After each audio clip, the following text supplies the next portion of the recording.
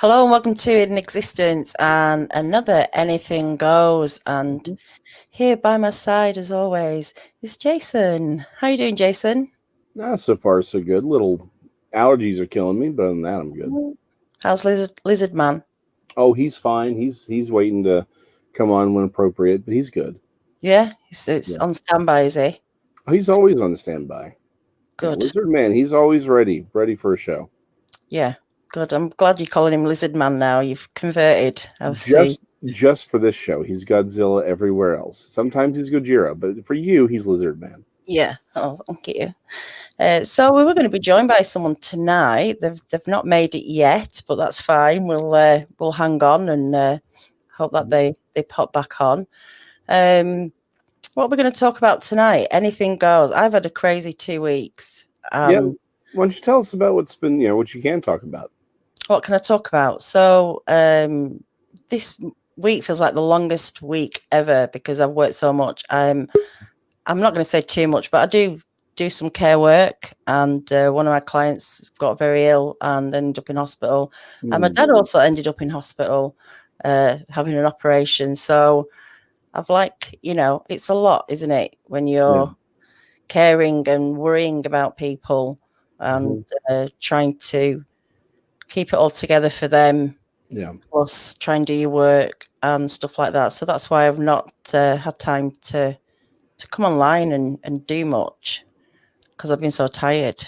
Yeah. No, absolutely. And it's the emotional drain. People really don't understand how emotionally drained a lot of these things can be. And you're like, man, I've only been awake for, it's like, I shouldn't be this tired, but that emotional drain is an absolutely real thing. Firstly, how's your father? Is he okay? Is everything? Yeah, he's good. He's recovering and he's good. So, we don't really think about it, do we? The strain on families as well, especially. I mean, I do care work, so I can kind of switch off, when I leave. Not that I don't completely switch off, but it's still a very stressful time, and you're taking on their stresses and stuff. But when you're doing it for your family, it's even though you do it absolutely no question, it's still a lot to look after people. So, credit to those people who look after people at home, who look after your own family, because it's not an easy job. And, so that's it. Yeah. But look, tonight I went out for a walk because I love going out for walks, and I've been doing some live walks, some streaming. People have been joining me in the chat and keeping me company along the way. And tonight at the end, I said, if anyone wants to join us tonight, send me a message, drop me a line. And I found a victim. I mean, I found a guest to join us, and they were quite willing to, offer themselves up to come on Anything Goes. And they're coming all the way from Hawke's Bay in New Zealand. So, that's quite a distance, isn't it, that we've actually have. And is Hilton Whittlewood. Hello, Hilton. Hey, Hilton. Hi, Daniela. Hi, Jason. How are you all? We're good. So far, so good. So how can you be in New Zealand if the world is flat? Interesting. Good memory. Really good memory. Yeah. Yep. So what part of New Zealand are you? I find that hard to believe. Yeah, I that's a whole other kettle of fish. But so where are you at in New Zealand? I'm in an area called Hawke's Bay, which is on the east coast of the North Island. People may know it from wines. There's lots of nice wines get produced here. Oh, well, there you go. I think it's the time to visit then. Yeah. It is a very good time to visit New Zealand if you can get through the border. Fair enough. Well, you guys are corona-free, are you, over there, or pretty much? Yep, that's correct. Yeah. Yeah, they just said on the news the other day because we're an island down the bottom of the world that no one really cares about. It's just this little island that's got a great ocean border, and we are COVID-free. Well, not completely COVID-free. It's 100 days since our last community infection, but at the borders where you go through quarantine, like I did, I've just come back from Australia. You go through 2 weeks quarantine. and they're catching a few people there. But life is pretty much back to normal, except tourism is, of course, taking a bit of a hit. Yeah. There's a town 16 miles from me that's gone into lockdown again. Maybe not from the first time. There's quite a few towns around me that are slowly going back into lockdown. You just can't control it. What they're doing over here is we have to wear masks now when we're going to shops or, places, public places. But it's okay to go to the pub or to a restaurant without a mask. Yeah, it's kind of bizarre, isn't it? Yeah. We I was in Melbourne, Australia, and I got out of there at the right time because that's taken a huge hit at the moment. That's like the worst place in Australia at the moment. So my timing was quite perfect because it's, coming to New Zealand, it's like I said, life back to normal. All right. Well, good for y'all then. Yeah. So where you're at, I mean, let's talk a little bit of cryptid, Bigfooty. I know we talk about it all the time, but what's going on where you are in New Zealand? What's your kind of stuff that goes on down there? Well, there's actually no, apart from a tiny little bat, there's no native mammals of New Zealand. It's all birds. That's why the kiwi and everything never flew, or they didn't have to fly. So as far as some sort of, like a Bigfoot or anything that's predatorial, there's not really much there. But there is, I did read something about a goat, something like, like you got your dog man, it's sort of like a goat, half human that's supposed to be in the middle of the North Island in the national park. But I don't really know much about that. But of course, we get the paranormal stuff as far as spirits, and it's not a very huge, long history in this country. The Europeans have only been here for a couple of 100 years, and the Maori have been here like 700, 800 years or something. But they have a thing called the taniwha, which is supposed to be sort of reptilian, according to drawings and sketches. That's the stories they tell to keep people out of the bush. A bit like, they say, don't go in there for the boogeyman. They say, don't go in there because of the taniwha. So who knows? It could be real. It might not be. I don't know. And what about? Have you heard of that before, Jason? It sort of sounds like a couple of reports I'm hearing, and again, I'm a little bit more familiar with Australia. There have been claims of, I forget what they called it, something like it basically was like, they were sort of described like a giant Komodo dragon, sort of a thing where it's sort of like one of those larger, reptilian lizard creature, but it was just really, really large. Again, people forget how dangerous a Komodo dragon can be, but I mean, you have something like a Megalania, which is basically just a Komodo dragon the size of a friggin' bus. I mean, that's going to be terrifying. I mean, it sort of sounds similar to what you're describing, but like I said, unfortunately, I don't know much about New Zealand. I wasn't aware that there were no land mammals in No, not at all. All introduced. Oh, didn't know that. Interesting. Yeah, that's why there's so many. Like I said, all the birds. A lot of the native birds don't fly because there's no need to. They didn't have to get away from any predators. But it wasn't until the Maori got here that they brought over pigs and dogs. Actually, don't quote me on that. I might have that wrong. But they brought over some mammals. I think it was dogs. Actually, yeah. I'm not going to back that 100% because I could be not 100% right. Yeah. But yeah, when Europeans came over, it was just devastation of the forest and bird life. Interesting. Yeah, I know there's some interesting birds over there, but that's about all I know. Unfortunately, there is a limit to the things I know, Daniela. I can't believe that. I'm shocked. I'm shocked. Yeah.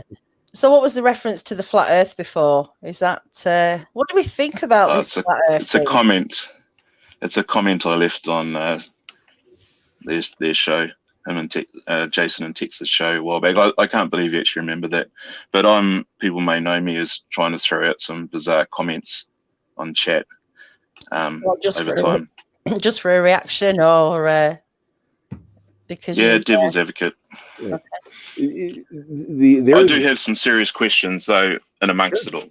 Oh yeah, no. Just as a quick comment, there have been some who have speculated. There are some flat earthers who have, again, I don't mean that in a derogatory term, just people who believe in flat Earth, who've actually made the claim that New Zealand, Australia don't actually exist.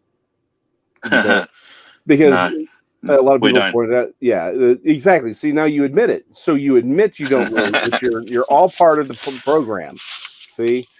Yeah. So that's the thing. There are a lot of people because they've said, well, hey, for Australia, New Zealand to exist as a flat Earth, it would take too long to get there from certain points. So basically, the whole thing has become Australia is this big conspiracy theory that there is no Australia, there is no New Zealand, the koalas aren't real. I mean, like the whole thing, and I'm like, okay.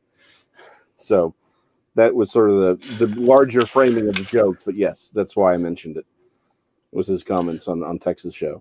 Okay, so you're not a flat earther then? Me or Hilton? Who, me? Both, any of you? Me? Anybody wants? No, I'm most definitely not. No, I've travelled, so yeah, I didn't fall off, so that's good. Yeah, I use Godzilla to prove the Earth isn't flat, so I'm good.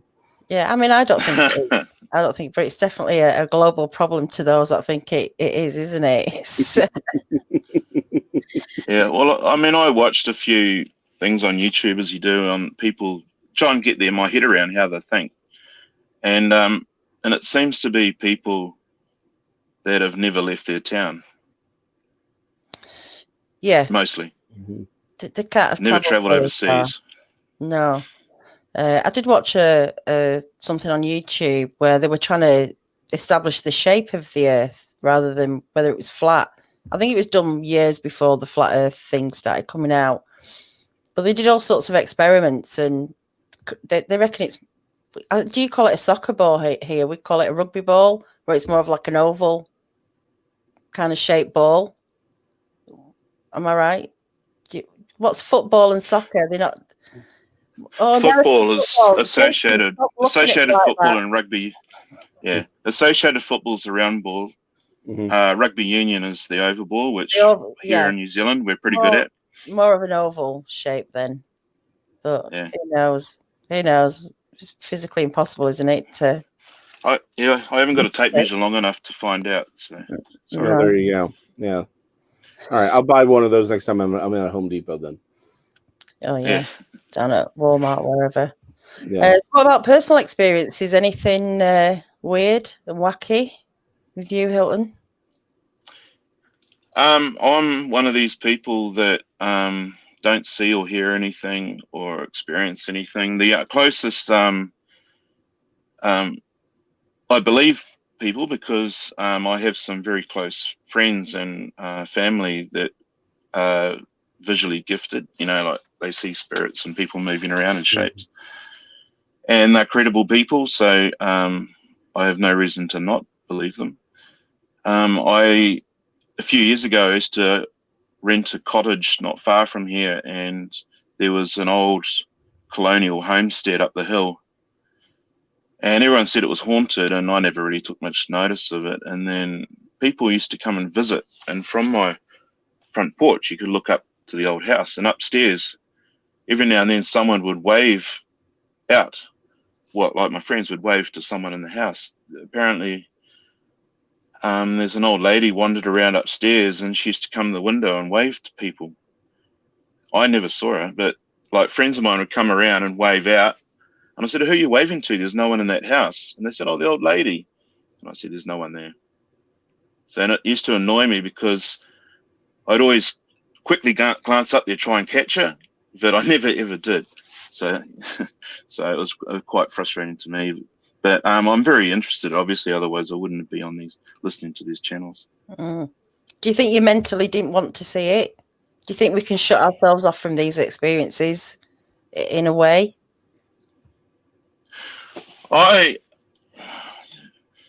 maybe you do subconsciously. I am really interested in it. There was a show here on TV called Sensing Murder, and they had these 3 psychics who, looked into cold cases and actually went to the places where these people disappeared, so that was where I got the fascination from initially. That was about 10, 15 years ago. But of course, and then it was really good because that was a show that made other people talk about it. And it was amazing who you found out after that, who could actually see things and hear things, because before that, it was a point of ridicule. So like the shows on here, people are talking about cryptics and Bigfoot and stuff. It's a opportunity to share your views without being ridiculed. It's great. Yeah, there needs to be a place, doesn't there, to do it? Absolutely. Yeah. But no, I don't see anything or hear anything, disappointingly. But then I might get freaked out too much, so it's quite good. I think that's the thing, isn't it? Is you want to. I think I feel the same. I want to, but I'm scared. Although, a couple of things that have happened to me, but I don't know. So, what else is going on with you? You said you have some strong opinions on things.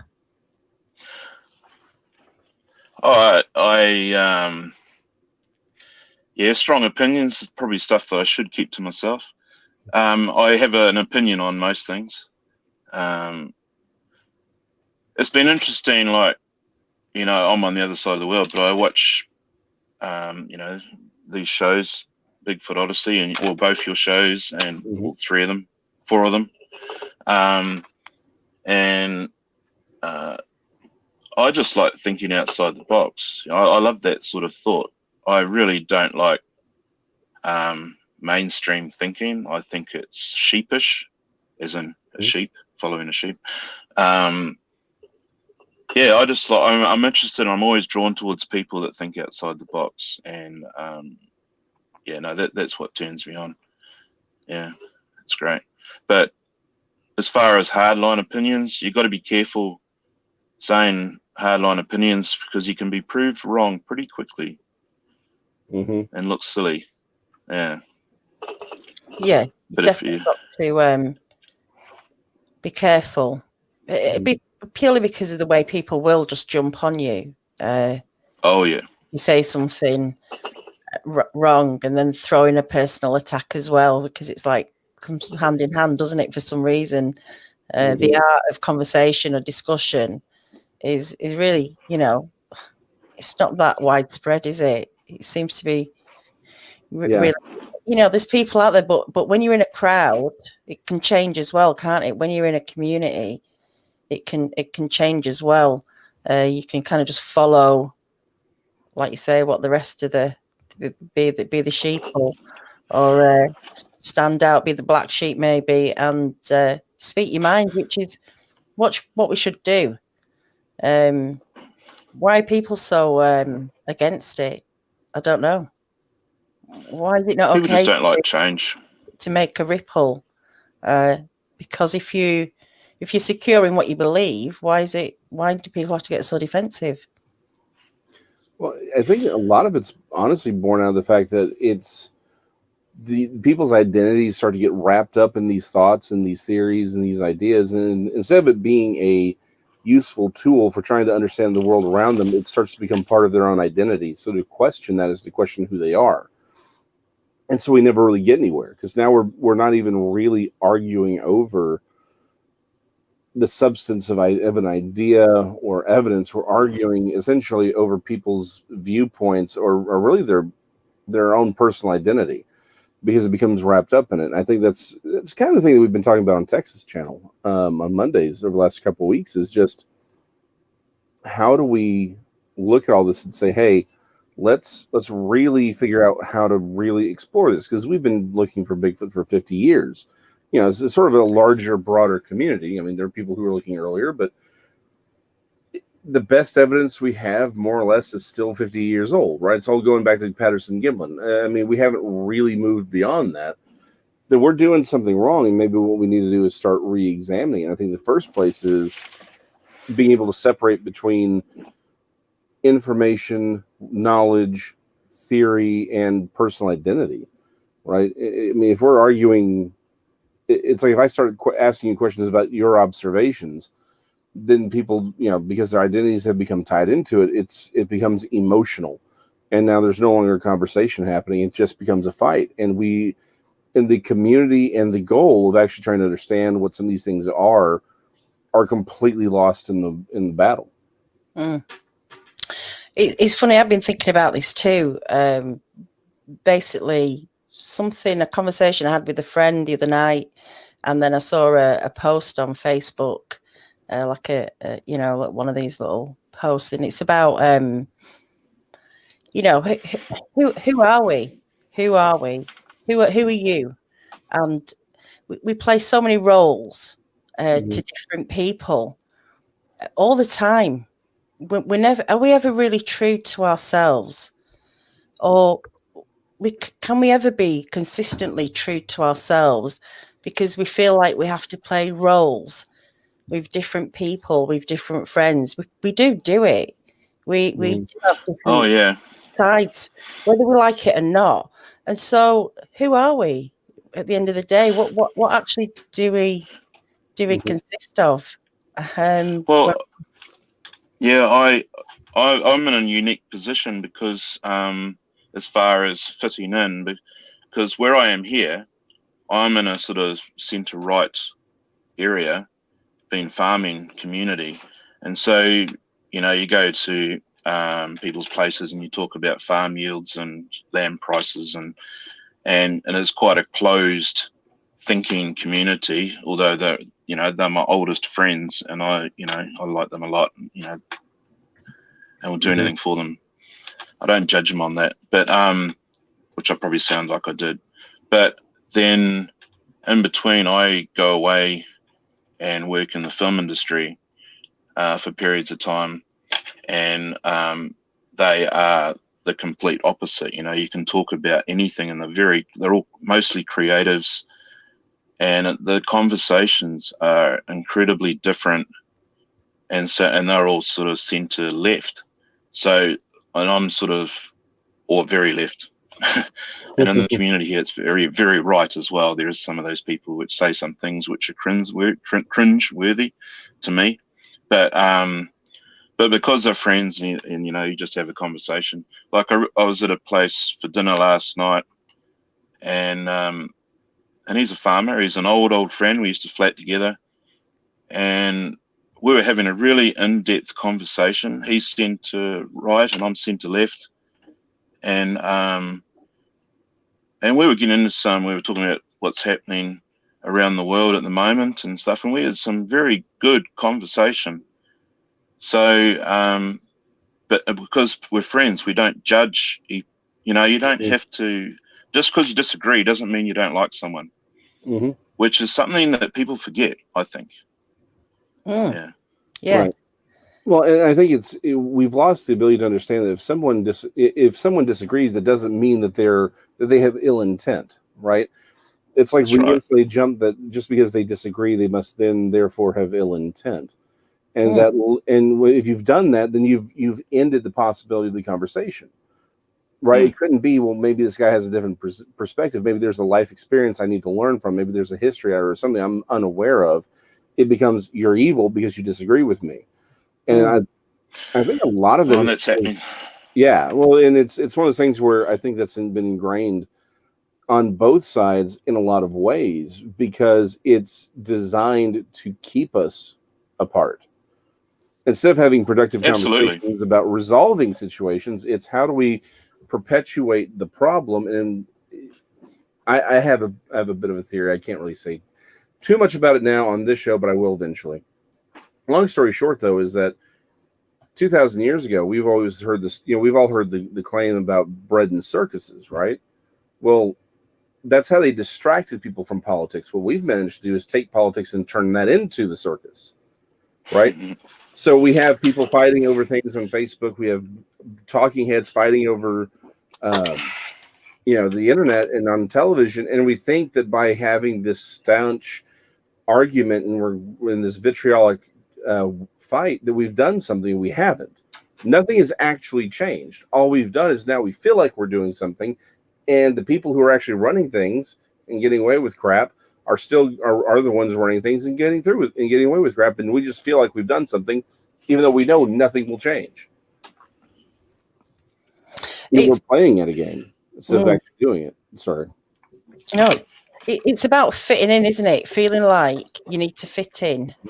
So you can almost, forget about what you believe in, or because you feel like. But like you say, you don't have to fit in. There's room for everybody. We just have to allow everybody to have a space to speak, to let to give their opinion. Because it can be a bit savage, can't it? Doing that. Oh, I agree. It's like since I've got into this YouTube Bigfoot cryptic, but mostly Bigfoot, watching these channels, and I've just mentioned it to some people, and they shut you off pretty quick. Mm-hmm. And I can usually talk to most people about anything. But you start saying, "Oh, I've been watching these things on YouTube. It's really cool. This Bigfoot Odyssey. They're telling stories about the experiences on Bigfoot." And they go, "Oh, I won't. I was about to swear on the show." Oh, well, it's $10. Something off. It's $10. You're full of. Yeah. No, I didn't do it though. That's all right. No, $10 in New Zealand. So it's about $20 for us over for you guys. $10 or pounds. Well, not euros anymore. Whatever you want to pay. I'll take it. So what? Sorry, I disturbed you, but you wanted to say something off. Oh, it's gone. It's gone. Okay. Yeah. I'm just trying to figure out if the goat cheese they mentioned over here means something else, because I love goat cheese. They're talking about food over here. I'm starting to get a little hungry, but I love goat cheese. I was just wondering I can't see the chat. Something. Oh, okay. Can you not see it? No. No, I don't want to, because even when I'm watching a show, if I read the chat, get distracted. I miss what's been said on the show, and then if I watch the show, I don't read. I can't. I'm not a female. I can't multitask. Well, just that's what my 5 sisters tell me. Me. We've been talking about food. Andy gone fishing, obsessed with food. He will eat literally anything. If it moves, he'll eat it. He was talking about turtles. Eating turtles. I got some. What's that? An interesting fact about food, maybe. Okay, go for it. You know how New Zealanders are nicknamed Kiwis? I don't know if you know that or not, but they are. Yeah. And a lot of the world think a kiwi is a fruit, which it is. Yeah. The round, fuzzy. Yeah. So the history behind that is it used to be called a Chinese gooseberry. And they started growing it in mass in New Zealand. And then they named it, for export promotional reasons, Kiwi Fruit, because it came from the land of Kiwis. Mm-hmm. But a kiwi, I don't know if you guys know, and there might be some people out there that don't know, is a flightless bird. Yeah. That has the biggest egg in the world. But really? But it's only like okay, I have to enter. It's only like about 300, 400 mils high, or about 10 inches. Thank you. Yeah.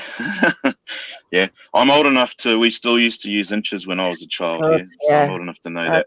So everything's we went metric in the late 90s. Okay, I was born in the very late 90s, but we still use imperial a lot for a very long time in the transition. You were born in the late 90s?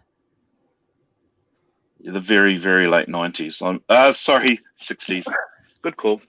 I was about to say. Wait, I haven't aged well if I was born in the 90s. That New Zealand weather. It's really exactly. this.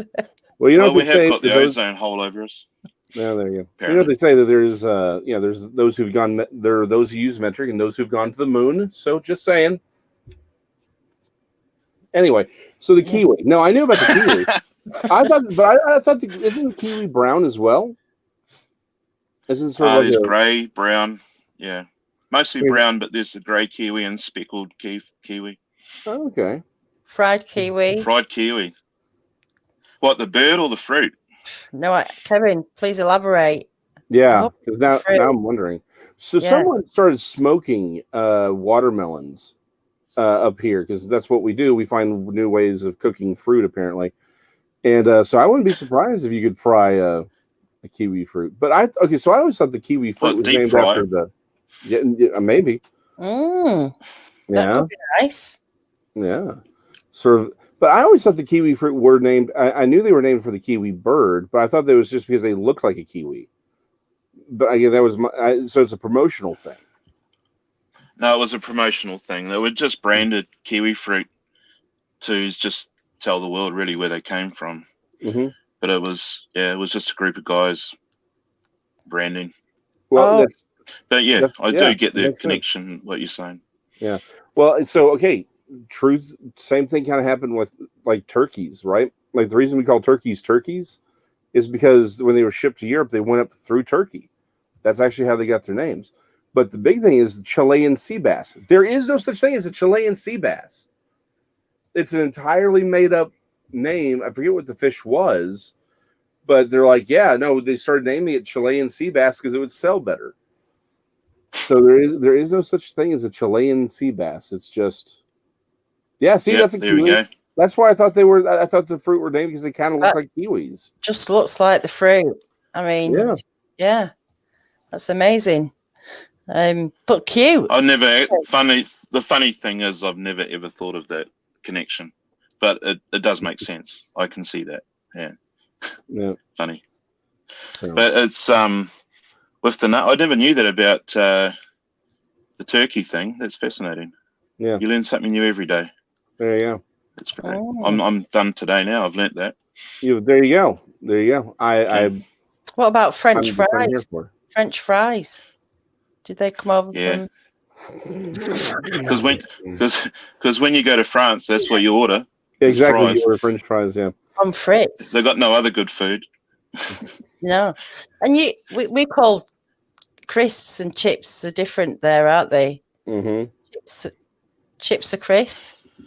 Thank you, Andy Gunn. Yeah, crisps. Yeah, we have chips that are called the packaging's crisps. So, but we're very English colonial. We follow a lot of English, where Australia is more American. Mm-hmm. The Australian's going to hate that comment, but it's true. No trouble in the chat. The other, what was the other thing? I just thought of it, but it's gone. Must have been a lie.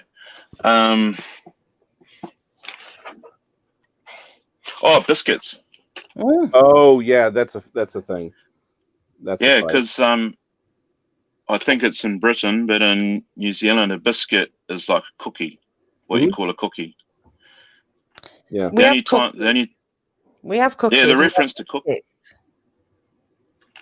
Yeah, my reference to cookies is the Cookie Monster from Sesame Street. Oh, right. Well, what's like your digestive biscuits? What do you call a digestive?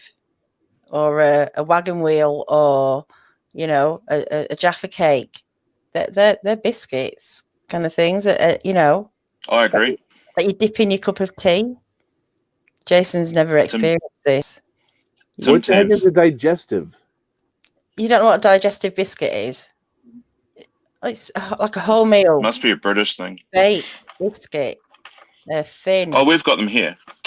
Yeah, and sometimes you get it with chocolate on. You have dark chocolate, milk chocolate. And then there's rich. Why would you look so lost, Jason? Like what? Why? Like that's the worst. Like that is the worst packaging name I've ever or tried or salesmanship I've ever heard since that weird Olestra chemical came out in the 90s. Remember on the packages where it's like it's made with Olestra on the back and it said may cause anal leakage, and you're like, Why would you put that on a bag? Like that? Like how many people did that phrase have to go through to make it onto packaging? But digestives, what are you people doing? The funny thing is, if you eat enough digestives, it does the opposite. I imagine. Oh. What about rich tea biscuits? We have something here called rich tea biscuits, which are like a digestive, but they're much thinner. But the key to that is that you dunk 2 at a time. So they both, because they'll just fall off in your cup of tea really quick. Because I hate that when you biscuit. Do you dunk biscuits, Jason, in tea? I think if you don't, coffee or coffee or cocoa. No. Well, okay. So hold on. We have cookies that we will dunk in milk. Yes. Like we'll put, but yeah. Again, but we do it in hot drinks. We drink them. There. Digestives. What the hell? Okay, I'll pay you for that one. I'll send you a packet, Jason. Like that is awful. They're sweet biscuits, and those are cookies. They're cookies. They're just we don't do anything with hot. Okay, with like cocoa, you may put like marshmallows in there. Now, I will say this: I am a little weird because I like hot teas versus like basically we drink iced tea here. Never drink iced tea. Tea's meant to be hot. I'm a hot tea kind of a fan. Yeah. But let me rephrase this. I do love cold green or cold red teas or a black tea. I do like the ice. Like we drink iced tea, but I'm a big fan of hot tea. But no, I don't. We don't dip anything in our teas here. That's just weird. You're just missing out. That's good. You're just missing out on different. Like Daniela said, you can make the mistake of leaving it in there too long, or what you alluded to earlier, and then it falls out, and then you get these nice little lumpy bits in the bottom of your hot drink at the end. I can't drink it then. I have to stop at a certain point. So here's the thing: we have that same problem with. That's a cookie. Cookies. These are cookies. Yep. Yeah. Chocolate chip biscuit. They are cookies, and they're not biscuits. No. These are biscuits. No. Okay, so for you, a biscuit is like a harder, almost like like it's sort of more like a crunchier cookie. Like we'd still call those a cookie. Like for us, the biscuits are the flaky, savory dough that you eat. That's a pastry. Well, yeah, or a scone. Okay, scones are weird. A muffin. Yeah, no, a scone is a biscuit, isn't it? A what? A scone. Is it scone or scone? It depends what high school you went to, really. What education? Nick Redfern is the one who introduced me to scones. I have to admit that was weird. But scones with I'm interrupting. Scones with jam and whipped cream. Oh, cream tea. Okay. Yeah. Unbelievable. Clotted cream is what you should have with it. Is the actual terminology if you were over here. But yeah, a shortbread is shorter than a long bread, Max, basically. Wait, Max, you don't know what a shortbread is? He doesn't know what shortbread is. I can't believe that. My grandmother used to make the best shortbread. I love shortbread. That is just the best. It's got to be fresh and baked. Yeah. And the best part is when you used to visit and when my grandmother was baking it, and of course you got to clean the bowl out as a kid with the uncooked dough. Oh, memories. Okay, so the things that we do dip here, though, and particularly here in Texas, queso, chips and queso. So you have tortilla chips, right? You can take like a tortilla and roll it up. But queso, right? It's cheese that's been melted, and it's usually blended with salsa and maybe even some chili if you know what you're doing. That's what I do. And you eat it with chips and vegetables if you want, if you're doing it that way, or even just rolled up tortilla. You can do that. It's sort of a communal thing. But then of course the problem is sometimes your chips break. And then you got to go in for your chip because you don't want the chips just sitting there in your queso. It's terrible. A really good thing is doing what you're saying, but you get a loaf of bread, fresh bread, and you get all the inside out of it, and then you put it all into that, and you use the bits on the top to dip into it. And then when you run out of those, you use the edge and break them off, and Mhm. I love that, especially a nice cheesy one. Yes, I know. Real cheese, not American cheese. We'll do that with. Don't make me come down there. We'll do the same thing with like a spinach artichoke dip. It was just basically just a cheese blend. But yeah, I know what you're talking about. Boots on the ground with Barb. A biscuit here is a bed for sausage gravy. Yes. Mm. Yeah. So again, is it anything? Sorry. No. So yeah, our biscuits are flaky. So it's like it's a savory pastry. Would be what y'all would think, round, and it's very flaky, buttery, and you open them up and you can put jams and jellies on it. But yeah, we love taking this sausage gravy, putting it on there. That's a breakfast right there, man. Oh yeah, with white gravy. Is it something like damper? Maybe, I don't know. What is that? To that. It's basically just flour. You put flour in in the oven. Oh, actually, I'm not a chef. I don't know. I was about to explain how to cook something, and my sisters would be cracking up right now if they're watching this. Well, actually, you may not be wrong, because a biscuit really, we make it with. It's just basically flour, flour, water, flour in an oven and butter, it's this very simple bread, but yeah, it's very flaky. Although I always whenever I make biscuits, so I haven't made them in years because my family is all gluten insensitive. We get them out of these tubes that are pressurized, and when you crack them open, you're worried that you're going to die, because when you break them open, it's like this explosion of dough, and you're terrified, and you're like, no, I'll be better than this. I'm not going to be scared of the Pillsbury Doughboy. And then you crack and you're terrified that you've done something wrong, because it's just this explosion and there's dough and it's just coming out, and you're like, no, I just want my biscuits. It's a hard life we live here in the United States. Oh yeah, first world problems. Mike Kirkpatrick, shepherd's pie because it's lamb. Oh, and now you're talking. Looks after his sheep, doesn't he? And then he kills them and makes pie with it. So yeah, sheep and pastry. Yeah, can't get any better than that. Yeah, and we have something here called Lancashire hot pot, which is basically lamb cutlets with a layer of sliced potato. It's like a gravy with carrots and onion, and then you have these lamb sort of like cutlets, and then you slice potatoes very thin and layer it over the top in the oven, and there you go. It's hot pot, Lancashire hot pot, with a little bit of pepper, because they don't like chili over here, really. The English, I guess, they're not really. Some are, I guess, but traditional English cooking has very no chili in it or garlic. So they don't like flavour. No, it can be a little bit bland. But I never asked to be born in the UK. My parents ended up there, but none of my parents are English, so I've definitely had a different kind of side to, growing up with different foods from different countries, and English isn't as tasty as. There's some good stuff. I love a good English roast dinner, with all the trimmings and stuff like that. But yeah, we have a chicken pot pie here. It's sort of our version of the shepherd's pie, except it's chicken. We call it chicken pot pie, but yeah, we have chili. Like again, Texas is a good red chili, no beans. Although I do put beans in my chili. No one freak out.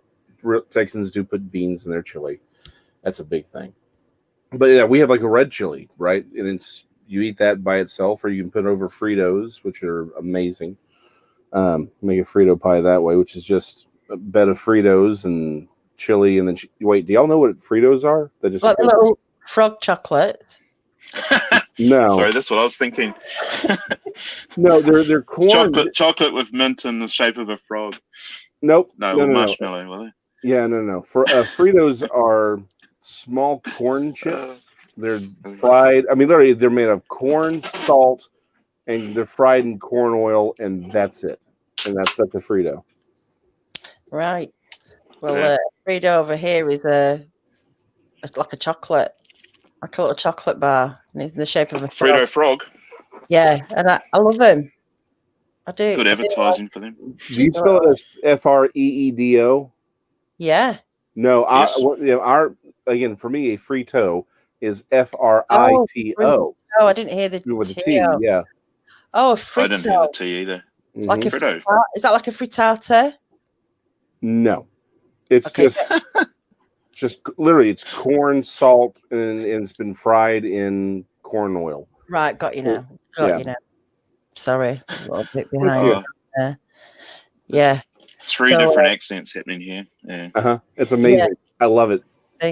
But yeah, if you want a Freddo instead of a that's Frito, go for one of those because they're only little, but they're nice. I love a chomp bar as well.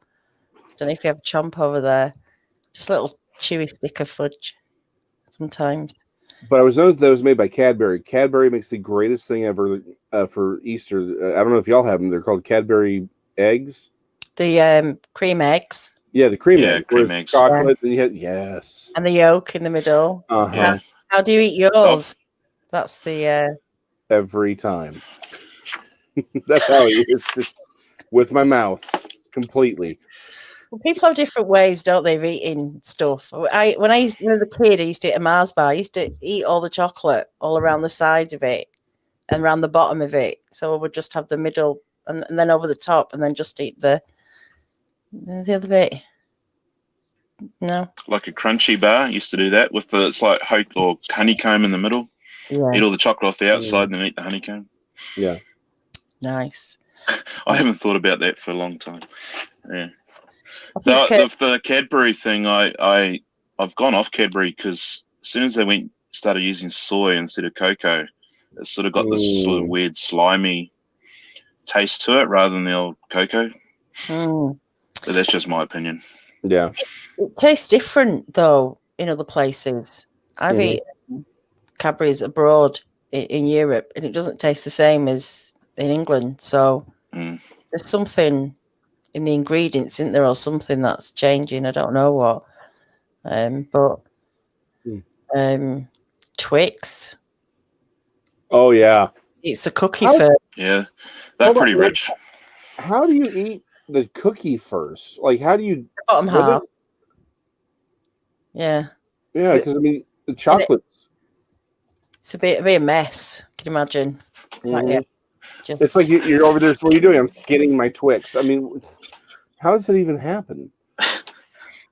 Oh, sorry, I'm just cracking up. The last thing I expected to be talking about coming on here was chocolate biscuits. Well, you said skinning a Twix bar.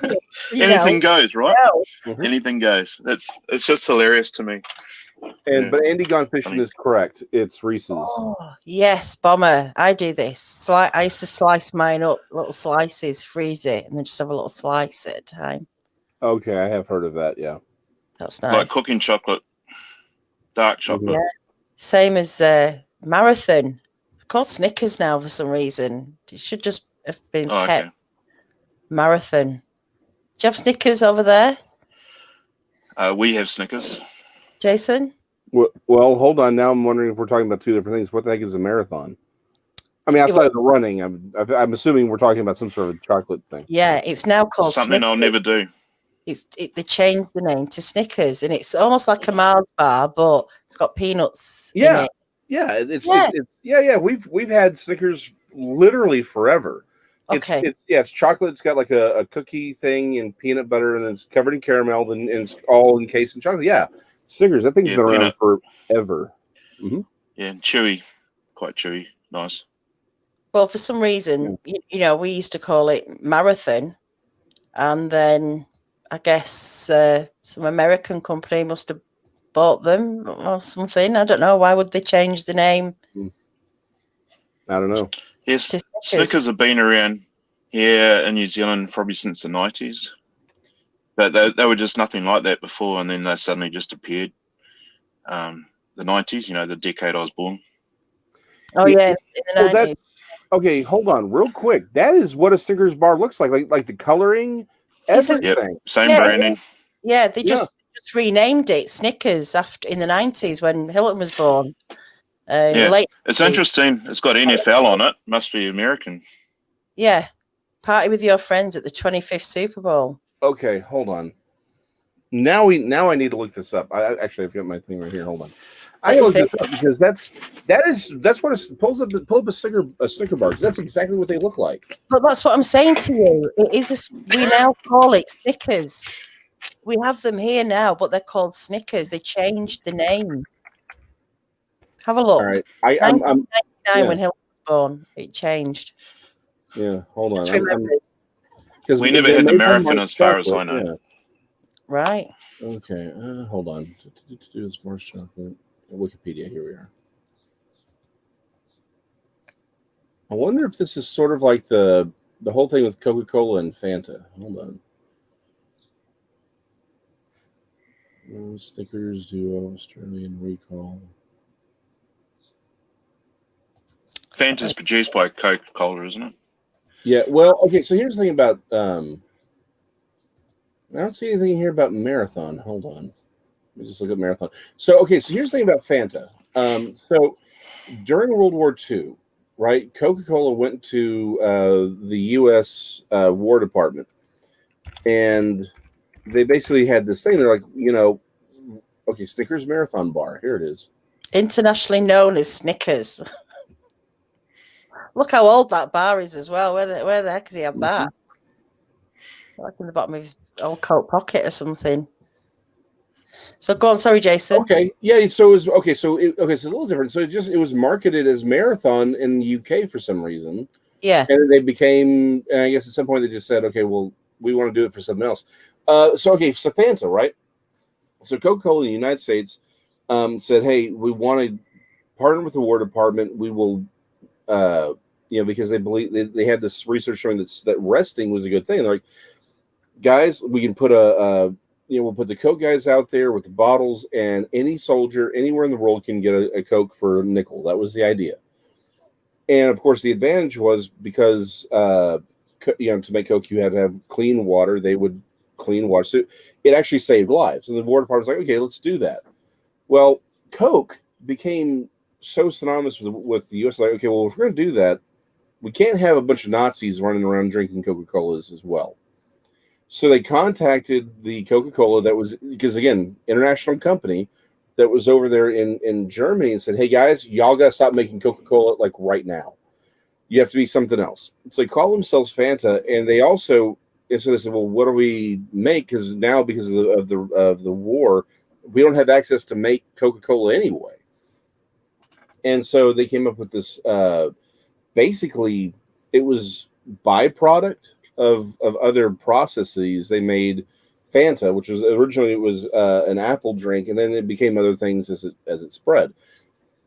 Interestingly enough, this is why all of the though Coca-Cola is pretty much everywhere now, for the longest time the divide was between Coke and Fanta nations, right? Everyone who was an ally, they drank Coke. Fanta was in Germany and then in South America, where essentially the Nazis fled to post-World War II, and they brought Fanta with them. So places that were more Axis related and or German friendly, they got Fanta. So, but now it's all back under Coke's regime, and Coke kept the name, and they kept the whole fruit aspect of their drinks. So I'm having a good day. I've learnt 2 things today. Yeah. Well, you're going to learn something else now. This is how you get the biscuit off the Twix, is to just chew it off the bottom. Right. Okay. Well, there you go. All right, then. We know now. So, yeah, we agree that I think Tracy was saying Snickers is something different, but I don't think it was. No. So, okay, so they're done. Like, they've turned around and created a marathon protein bar. So I think that's one of what they did is they kind of consolidated the sweet, chocolate bar, and now they're using the marathon name as a separate energy bar for them. So because the newer packaging looks like that, but yeah, I guess it was just in the UK for whatever reason they sold it as marathon, and now you're just catching up with the rest of us. So energy bar isn't sugar bar. Pretty much, isn't it? That's all. It's like energy drinks It's Mhm. like, nah, there's nothing energy about that. Maybe the old Me Gatorade. too. Me too. Canada Dry, love it. Yeah, I love Canada Dry, It's the best. but I only drink it when I'm sick. Like the greatest thing is when you're sick is Canada Dry, chicken soup, and then saltine crackers. That's it. Oh yeah, definitely when you're ill. Mhm. They're my number 3 things I go to all the time. They're on there on the, what do you do when you're ill? Look on Google, and that's it. Mhm. Especially the Canada Dry. I like Andrew's liver salts, just for the heck of it. Have you ever had them? I don't even know what you're talking about. It's like bicarbonate of No, soda, basically. A couple Oh, of okay. things of that, water, fizzy, drink it, really salty, makes you burp. But Yeah. I like that. not soda water. Yeah, I like soda water. It's quite fizzy, isn't it, though? It's extra fizzy soda water as opposed to sparkling water. Like an Alka-Seltzer? Like, Yes, yeah. yeah. There's something about them refreshing, and even when you haven't got a hangover, they do clear your head up. There is something in it. So I'm just I going don't to know what say that is, but I could have used it about 20 years ago a lot.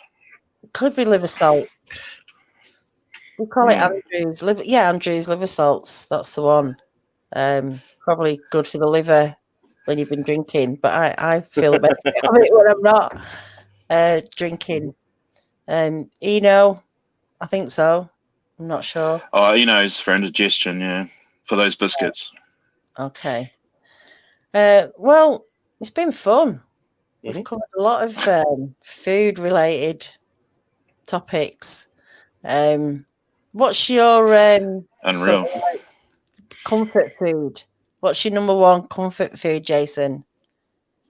Oh, absolutely. End of the day, they kind of go hand in hand. Is chips and queso or chips and a good salsa. I will absolutely live off of that if need be. It is an art form and a way of life. Obviously, yeah. Hilton, what's your go-to comfort food? Two things I very rarely buy because it is a comfort food is vanilla ice cream and just plain ice cream and chips like crisps. No. Yeah, Wait, I don't salty have those in the cupboard. or sweets?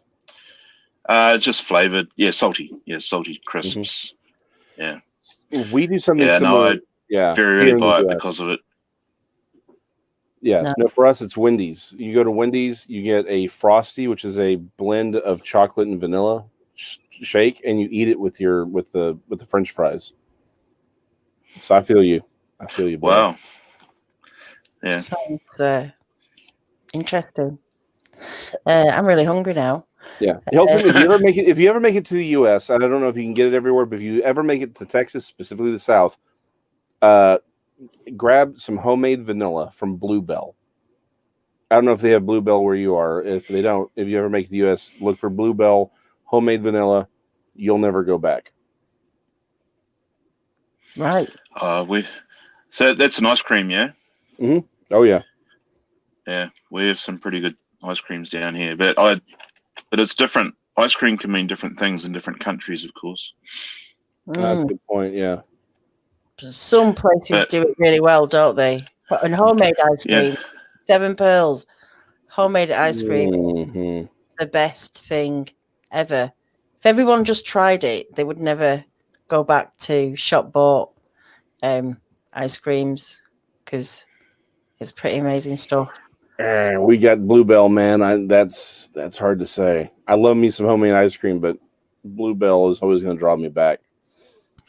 This is interesting because we do say it, don't we? Ice cream. We never say ice cream. I said ice cream. It just sounds like ice cream. Yeah. Well, hold on. You know where that comes from, don't you? The ice cream, you scream, we all scream for ice cream. It's a line in a play from the early 1900s. I just got the name of the play. I had to study it in college. That's 20 plus years ago now. in the late 90s. No, don't you. Yeah, back when Hilton was born, back in the late 90s. Yeah. Actually, it was 2001. Anyway, yeah, it was in a play. Whatever. Anyway, yeah, it's a line from a play. That's why we say it now. Does anybody know what the play is before we end? Wasn't that an Eddie Murphy joke? Eddie Murphy joke. Ice cream. I want ice cream. That was it. So, does anyone know what Jason's on about? Help. No. Okay.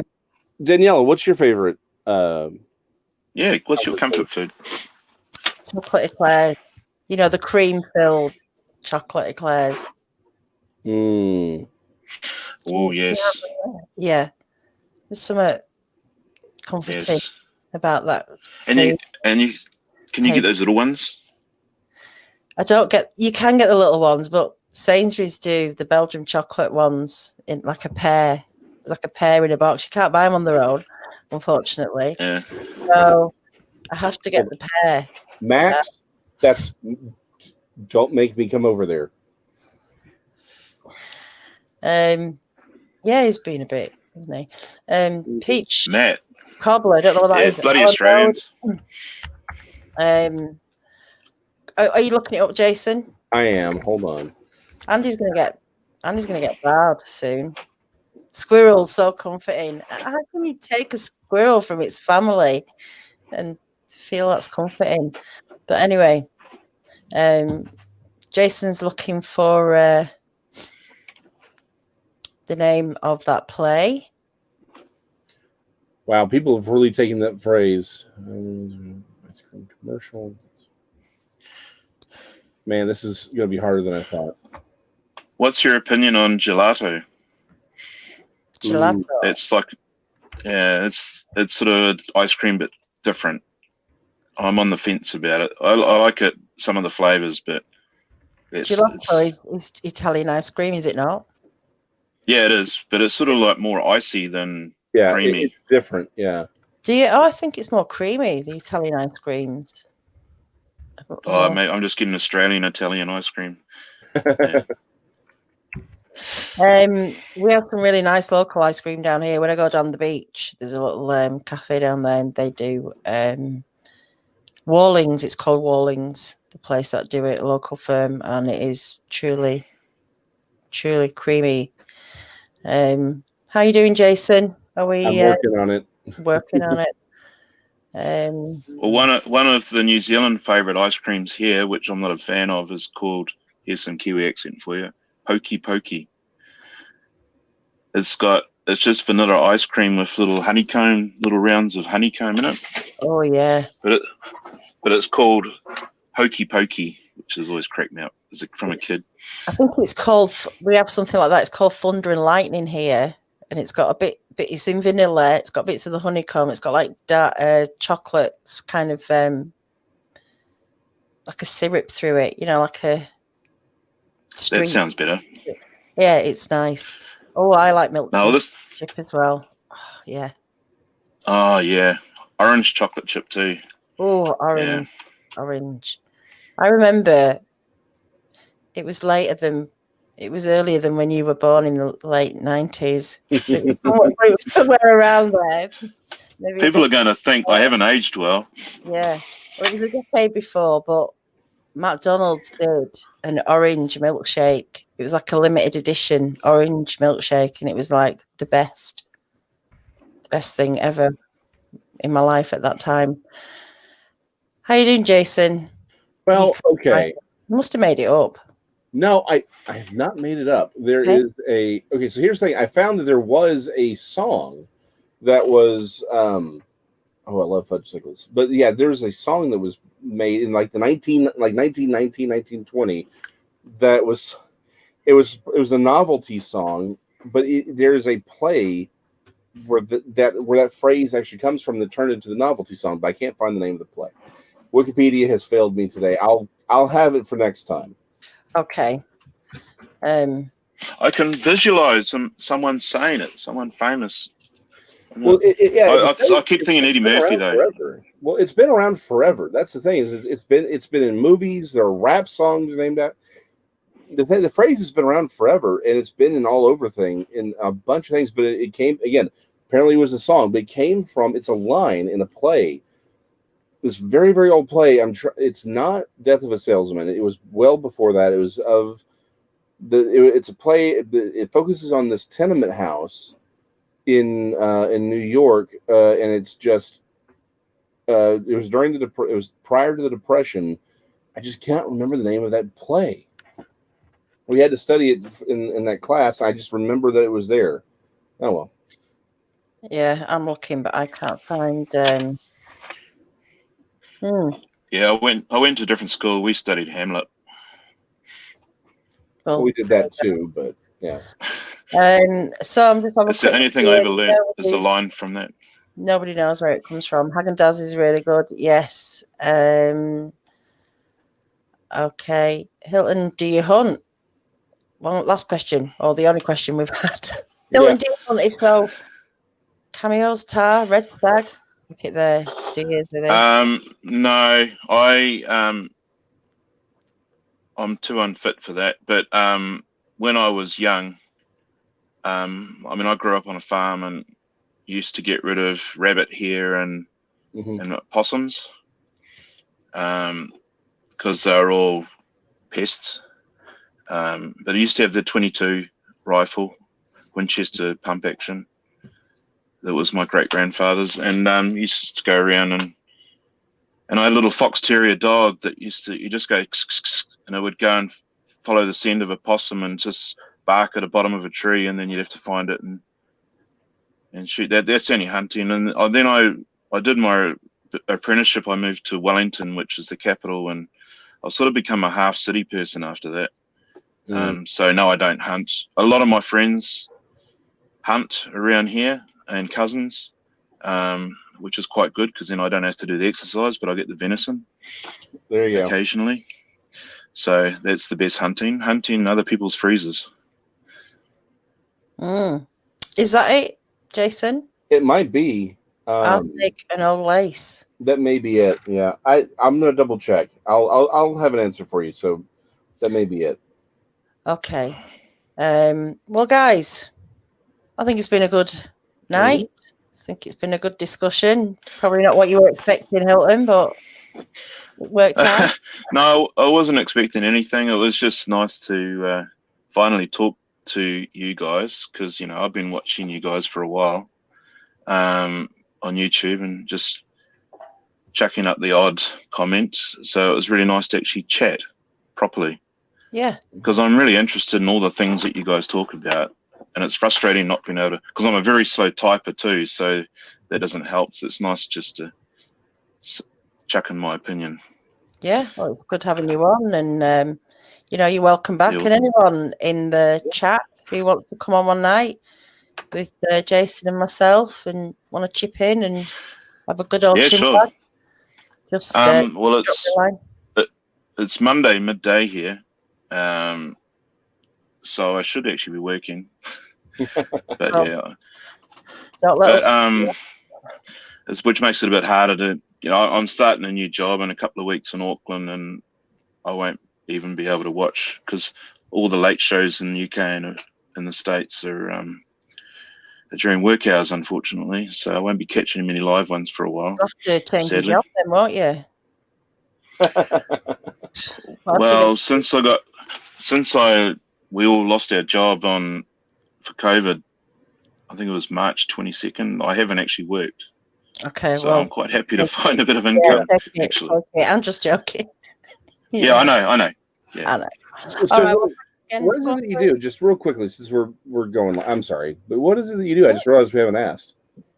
You said you work with movies. I'm a carpenter by trade, chippy, but I've done many things in my life growing up in the country, but I mean, job title set builder, film set builder. Okay. Because in New Zealand, in New Zealand and Australia, I got into it by accident by having a conversation with someone in a pub. That's how you get jobs in Australia and New Zealand. Yeah, and I accidentally fell into the Australian Film, Television, Radio School in Sydney in '97. I wasn't very old. Back when you were a wee lad. Yeah. I went to Sydney to get in the building boom for the Olympics, but end up getting into the film industry by accident. And once you're in, it's hard to get out again, because once you do that, you don't want to go back and build a straight wall on a house. So, well, I didn't. Enough. So yeah, I've built some interesting things over the years, but the whole job's an illusion. Yeah. Well, that's another show. That's another show. That's another show. We will do that. We should do that, Jason, shouldn't we? We should, because we're both interested in it, and I know it's a little bit out there, and but I think we should talk about it. But we'll talk about that soon. The film stuff. Well, just the illusion of a lot of things. Yeah, your comment, I think, has many. It resonates on a lot of levels there. So yeah, we need to bring you back on for that. Yeah, it's a very long. It's a very interesting conversation. Yeah. Yeah, we'll do that. Oh yeah. But for tonight, I love that. Yeah, definitely. Well, keep in touch. We'll be back on soon. Have you heard of what do you call it, Candy Bar? Yes. Oh, I have. I saw it. We had it here in Texas, or at least, did we have it here in Texas, or did I just see it in comic books and advertisements for comic books? One of the two. But I know of it. Yeah. right. Is it like the thingamy-bob bar? Thingamajig. Thingamajig. Very clever. Guys, thank you, Jason, for being by my side as per usual. And again, thank you, Hilton. We'll definitely have you back on again. Thanks. Yeah, it's great to be on here. It's great. Hi to everyone in chat. I haven't been watching because I haven't got it on here. So other people that I do chat to on chat, this is what I look like. Sorry. There you go. Fine.